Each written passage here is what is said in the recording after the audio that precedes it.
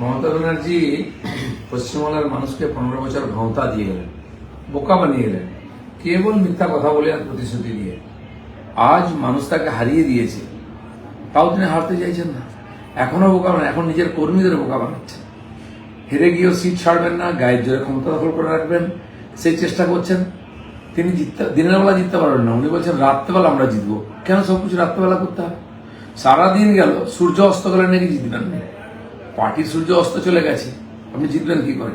2-3 দিন ধরে ঝগড়াঝাঁটি করে কর্মীদের মনোবল বাড়াবার চেষ্টা করেছেন।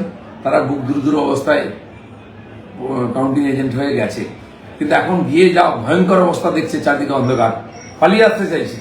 ক্যান্ডিডেটরা পালিয়ে আসছেন, তাও তিনি জোর করে বলছেন থাকো তোমাদেরকে। কি চাইছেন আপনি? ডোনাল্ড ট্রাম্পও এত নিচে নামেননি, আপনি যা নামছেন। মানুষ হারিয়ে ভূত করে দিচ্ছে আপনাকে, তাও জোর করে ক্ষমতা দখল করার জন্য এই সমস্ত চালাকি করে যাচ্ছেন। বন্ধ করুন এসব। মানুষ হাসাহাসি করছে। পশ্চিমবাংলা বহুদিন পরে মুক্তি পেয়েছে, লোকের মুক্তির আনন্দে আনন্দ করছে। একটু আনন্দ করতে দিই।